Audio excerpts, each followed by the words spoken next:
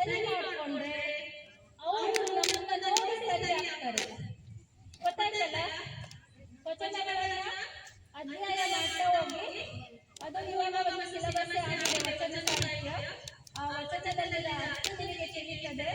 ಆ ವಚನದಲ್ಲಿರುವಂತಹ ಶಕ್ತಿ ನಿಮ್ಮಲ್ಲಿ ಅಡಕವಾಗ್ತದೆ. ಇದರ ಅರ್ಥ ಗೊತ್ತಾಯ್ತಲ್ಲ? ಲೋಕದ ನೀವೇಕೆ ಗೆದ್ದುವಿರಿ? ನಿಮ್ಮ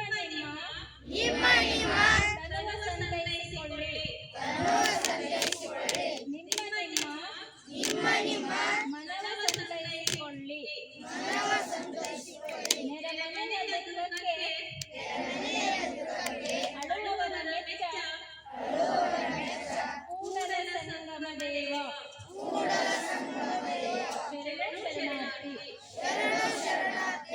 ಕತ್ತು ನೇರವಾಗಿ ಬೆಂಕೂರು ಭಾಗದ ಬೆನ್ನು ಗೊತ್ತಿದ್ಯಾ?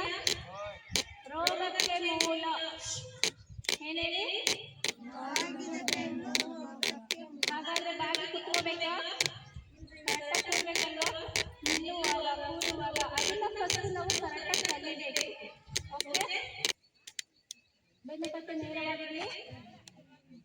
ಸ್ಥೂಲವಾದ ಕಣ್ಣನ್ನು ಮುಚ್ಚಿ ಬೆನ್ನು ಕತ್ತು ನೇರವಾಗಿರಲಿ. ಕೈಗಳು ಮುದ್ರೆಯಲ್ಲಿರಲಿ. ನಿಮ್ಮ ಮನಸ್ಸನ್ನು ಎರಡು ಹೂವುಗಳ ಮಧ್ಯ ಪರಮಾತ್ಮನ ವಾಸಸ್ಥಾನ ಅಗ್ಗಚಕ್ರದಲ್ಲಿ ಕೇಂದ್ರೀಕರಿಸಿ ಸಾಮೂಹಿಕವಾಗಿ ಅಂದಾಗ ಎಲ್ಲರೂ ಒಟ್ಟಿಗೆ ಇರಬೇಕು. ಆಳವಾದ ಶ್ವಾಸ ಅಂದರೆ ನಿಧಾನಗತಿಯಲ್ಲಿ ಉಸಿರನ್ನು ತೆಗೆದುಕೊಳ್ಬೇಕು. ಅಷ್ಟೇ ನಿಧಾನಗತಿಯಲ್ಲಿ ಓಂಕಾರದ ಮುಖೇನ ಶ್ವಾಸವನ್ನು ಹೊರಹಾಕಬೇಕು.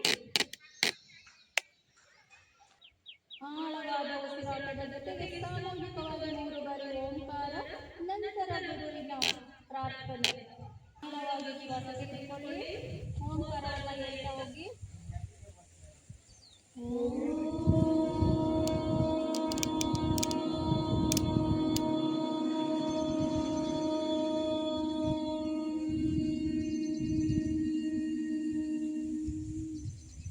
ಮತ್ತೆ